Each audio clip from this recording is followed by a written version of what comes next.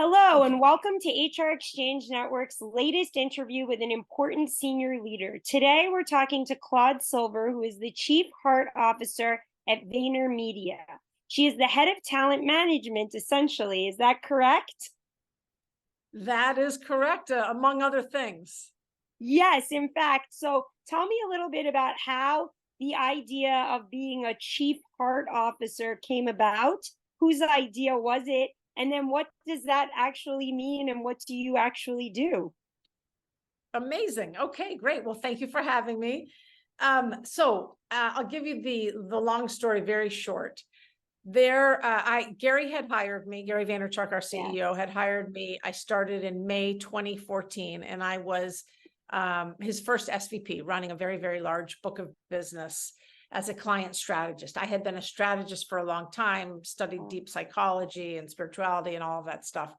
And a year into being here at this wonderful company, I just heard that voice very, very loud that said, I no longer wanted to be on the front lines and selling a product. I no longer wanted to work and figure out how to get this into your hands. Right. He said, so I said to him, hey, thank you so much. I love it here, but I no longer want to do advertising. He said, what do you want to do? And I said, I only care about people. I only care about the heartbeat of this place. Heartbeat. One thing led to another, and 6 months later, I found my backfill and I resigned. And he brought me back we had breakfast, and he said, you know what, that's it. You're coming back. You're going to be the Chief Heart Officer. I knew what that meant in my bones because it just seemed right. I asked him, how do we know if I'm successful? And he said, you will touch every single individual and infuse the agencies with empathy. We were at 400, 450 then, we're 2000, we're global all over the place. It's been a wild ride. And so I immediately changed the department name from HR to people and experience, because intuitively and common sense dictates that's what we're doing here. I'm taking care of people and the experience they have from the minute they send in their CV to their last breath and everything in between. And in fact, when their last breath, we have a whole alumni network that we try to set people up with. So anything and everything that has to do with people, well-being, learning and development, DE&I, training, mentorship, mental health, feedback, whatever it is, how can I get from point A to point B to point C? I didn't get the raise I wanted. I'd like to move to London, whatever that is. How do we take care of that? Or by the way, I don't like it here. Okay, let's talk about it. Yeah, well, that brings me, obviously, my first question was the obvious one, what is the Chief Heart Officer? But I wanted to get to that. I watched the video on your personal website, and it really gives you an idea of how you see HR's role and how people's lives are enmeshed with their work. So tell me a little bit about how important it is to have empathy and how you actually get that to be infused throughout the organization, because I think that is the more difficult part. We all know that we should be empathetic, but it doesn't always come across that way. And not everyone knows how to do that, or it doesn't come naturally to everyone. Let's start there. Let's start that last point, which it doesn't come naturally to everyone, or not everyone knows how to be empathetic. The way I like to talk about empathy is this. Empathy is an emotion. The output, the action of empathy is kindness and compassion. Every single one of us learns that right around 18 months, 2 years old. We all learn how to be kind. We do. We learn how to share in daycare. We learn how to share in kindergarten, all of that stuff. So empathy sometimes I think has this, it's now this incredible buzzword that I think puts a lot of pressure on each other. I don't think empathy is putting on your shoes, putting my shoes into, putting your shoes on my feet. I'm never going to know what your actual lived experience is like, but I will know what your emotions are like, because we all have very similar emotions. Right. I think of empathy as being a passenger with you on your journey. If you will let me support you, if you will let me have your back, if you will let me, catch you when you fall, those types of things. But notice I'm saying, if you will let me, I'm not Right. saying I'm going to bulldoze myself in and try to change your world, because I can't. We know that I can only change me. You can only change you. So there's a lot to be said. There's a lot of training that needs to happen, because empathy does not mean, let me take your life over for you because you're doing it wrong. Right. That's just not it. Empathy literally is, how can I help support you? How can I get you from point A to B? How can I create and hold space for you so you can just talk? So Mhm. I'm not going to judge you unless you ask for my opinion, that kind of stuff. So the way we actually go about doing that is through osmosis. There's a lot of us that have been here from, 4 to 14 years. A lot. I'm on my 9.5 now. It's my longest relationship. Mhm. I've got a wonderful team, the people and experience team, that are scaling me every single day as I scale Gary. We've got a really great leadership team intact now, which we've been working on for a while, that are actual adults that know how to be kind and compassionate. We're doing a lot of training on how to give feedback. We call it kind candor. Notice kind candor. I've got these, what I call culture champions in every office. And these are people I can call on at any time to say, you know what, I just spoke to someone in the Singapore office. I can't be there. You're there. Can you go check in and have a coffee with this person? Or in the LA office? Or can you just check in with this person and see how they're doing? They're 90 days in and I smell a little smoke, but I don't want to interject. So it takes a village. That's the thing. But Yeah. it takes having the purpose, the vision. And so the vision of Vayner, and when I took on this role, not only did I say to Gary, how do I know if I'm successful? I also said, what are we doing here? And he Mhm. said, we're building the single greatest human organization in the history of time. And I was like, sign me up. That job is aspirational. So that's Yeah. what we're doing. Certainly aspirational, and this idea of bringing humans around, making them the center of your work is than many organizations, despite what we kind of say. So, one of the things that you wrote on your website was that your purpose is to be of joyful service and unlock Yeah. emotional optimism in all. And you Mhm. provided definitions and all of that. It is both lovely and lofty. So, tell us a bit more about what you mean, where that came from, and how HR leaders watching this maybe could apply something like that to their own work. So joyful service for me has always been, I've always known I was a servant leader. I've always known that. So I don't have the words for it. I don't really use the word servant anymore. I use empathetic leadership for obvious reasons, heart-led leadership. I believe that leaders are here to turn other people into champions. I believe my role as a leader is not to stand up there and bang my chest all day long. I don't need to do that. But it's literally, how can I put you in the best situation to play to your strengths so that you can thrive? How can I leave you better than I found you? That's really it. How can I be that person that walks in the room and inspires or creates curiosity? You know, so when I think about HR leaders, I think of us as coaches. I think of us as guides. I don't think of us as having all the answers, and I certainly don't think of us as saying no. I think of us as being in the yes and world. Yeah, let's see how we can work that out. Look, let's be honest. We're in a workplace. There's solutions to almost everything, Hmm. right? Except Yeah. someone's health. Cannot infiltrate that. But there's solutions. Let's talk about it. We can move you onto different teams. That's not a manager for, we'll work things out.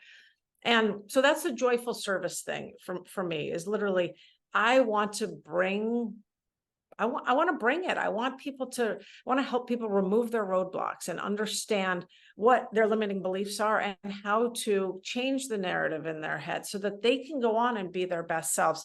And by the way, they can be the next chief heart officer. Like, Right. right? Like, this is for everyone. I have the greatest title in showbiz for sure. It's catching on, but it means something. Like, we're taking care of people here. We're not in the business of no or in protection of the company all the time. Like, we have to be there for the people. How are they going to stay if they don't feel supported? So that's that. The emotional optimist is that, and that's emotional optimism is really my personality. It's literally like, I believe in hope. I believe that tomorrow's a different day. I believe that we will find solutions. We may not have them today. We may have had to shut our laptop, but I will get to it tomorrow morning and we'll figure it out together. We're going to find right together. The emotional part is, yeah, sometimes there's a lot of pain in life. Yeah, sometimes there's a lot of pain in the workplace. We bring our life into the workplace. We get triggered all day long in the workplace. That's going to happen. But it doesn't mean a door has to shut. There's possibility everywhere if you are open to it. Right. That's what it means. I think that's beautiful. And it's also, for me, it seems like it's more than just, retention and things like that. It's also succession planning for the company, in a way for the company to survive after, into the future, well into the future, beyond all of us being here. Because you have the people who are going to lead in the way you are leading, and you set that foundation, you'll always have that.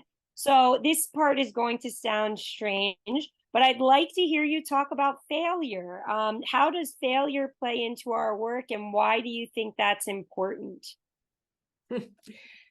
I mean, failure is a necessity. It is a necessity. I don't believe we can get to good, great, or exceptional without knowing what it's like to skin our knees many, many, many, many times. What failure says to me is that we tried something. What failure says to me is I put on my courage cape and I stepped up to the plate, even though I'm afraid of fastballs, and I took a swing. And I either fell down, I struck out, or I hit something. I hit a ball. But you're not going to, if you don't give yourself the opportunity to try, then you will never know. You will never know how much potential you have.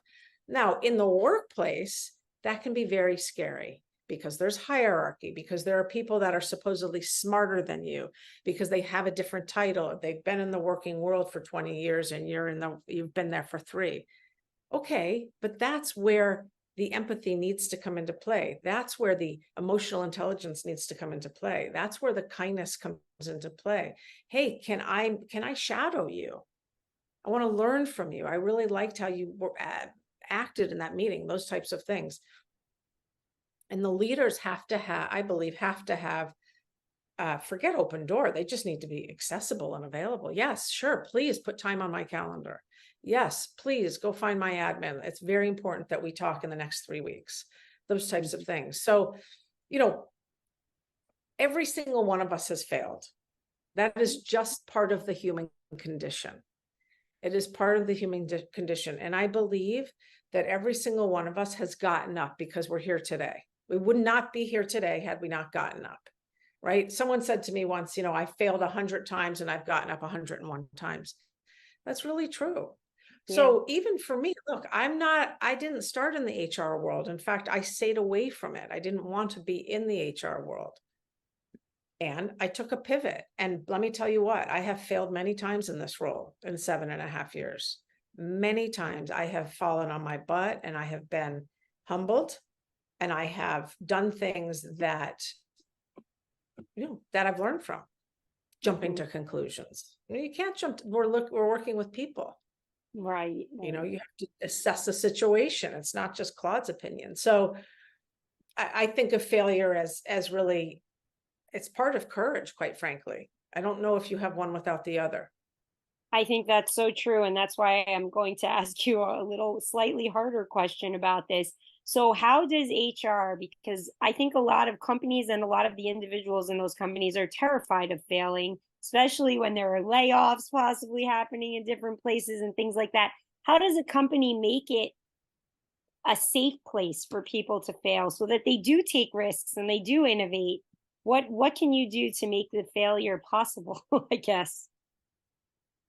I think it has to start from the top, and I think B, and I'll get into that, and B, it needs to scale. What I mean by the top is having a leader or a leadership team that's vulnerable, that will say to you, my road has not been linear. Mm-hmm. I have fallen many times, or I did this and I was fired, or I did this and I lost a client, or whatever that is. I mean, you have to be willing to be vulnerable today, I think, in leadership, especially with Gen Z. They're Yeah, requiring, I mean, they're requiring it. The world is very different than the Gen Xer I was, I am. me too. So, yeah. So I think you have to be willing to shed some of your armor and let people in. That's the first thing. And so that has to come from the top. And that does not always come from the top. But once it does, people know, oh my God, thank you for being so transparent with me. I can tell you too that I'm dyslexic. I mean, I tell everyone I'm dyslexic. In my position, I want you to know, like, I really have a hard time spelling. I have a hard time reading out loud. I stink at numbers, but I happen to be good with people. Right. And there are things that you're going to find that you're really good at. So, so anyway, back to that, taking off our armor is very important, and it takes an act of courage and vulnerability. And you can pick up any Brene Brown book and learn more Yes. about that, because that's very, very true. And then it has to be scaled throughout the organization. So that, and this is not utopia, right? We're not in utopia. So that if your leadership team or your C-suite team is showing you that level of vulnerability or transparency, it is your obligation to carry that through. If they can do it, you can do it, my friend. If they can do it, you can say, you know what, it hasn't always been easy for me here. Or let me tell you about the day I cried when a client yelled at me. It happened. These are the things we need to know. Or, some people talk about their home life and having kids with some seen or unseen abilities. Like, this is real life, and we no longer have the luxury of staying in an office with closed doors and no windows and keeping the people out. We are the people. We are the people. Yeah, and certainly now with many people working remotely, you're in our homes, so it's very hard to hide those facts. And I couldn't agree more about sharing that, making yourself vulnerable. It also leads to much better, stronger, richer relationships. I can attest to that with my own group of colleagues. So Yeah. you talk about putting talent at the center of everything, making it a people first organization. And I have to ask you, because all we're talking about lately is artificial intelligence. So how does this, ideology about how to run an organization with people first in mind fit into the new technologies that are coming around? And, what is your approach to this new world of work that we're experiencing?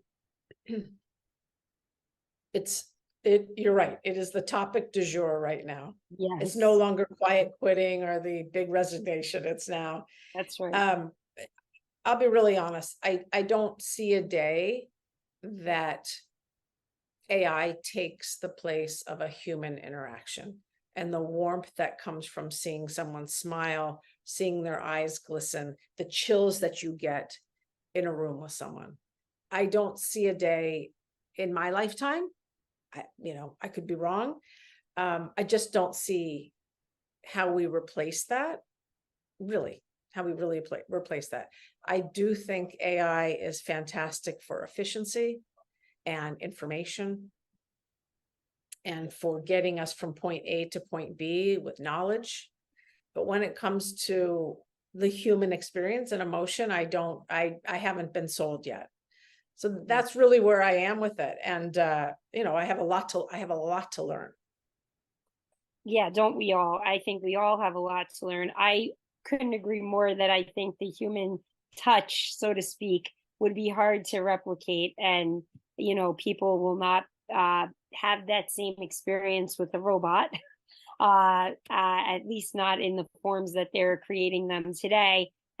However, I could see people's jobs shifting and changing because of the Yes. efficiency and productivity that I could see.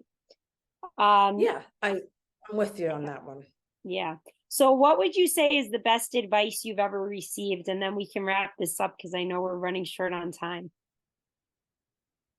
The best advice I'm going to give you two. One is very, very tactical, which was a long time ago, 20 years ago, 15 years ago. I had a boss that said to me, before you respond to any email, wait 30 seconds. And so what I have is on Gmail, I have a 30-second, I can retract the email if I need to. It's great. Tone, did I say everything right? Was I correct with the data I put in there? All of that stuff. But really, tonality is so important because you're reading it, and words matter, and words sound very differently to you than they do to me based on who we are. So that's the first thing. And I would say the second thing is really playing the long game. And it's a different way to look at patience. And I was not a patient person in my adolescence and early 20s. I thought I could get from point A to Z like that. But no, you can't. There's a reason that things are a marathon, not a sprint. And you learn so much when you play the long game, and you amass such wealth of knowledge and friendship and ability and self-awareness and all of those things that I never would have had at 21 had I just been given everything I wanted. So I would say patience, playing the long game, and that's very difficult, especially for young people. Like I'm saying, it's very difficult. You see the Mark Zuckerbergs and you're like, I want to do that in my basement too. Of course. It doesn't happen all the time, but concentrate on your own game. Mm-hmm. I think those are great bits of advice. I want to thank you for joining us and thank the audience as well. And I hope you'll all stay tuned for more interviews and also our upcoming events and content on hrexchangenetwork.com. Thank you. Bye-bye.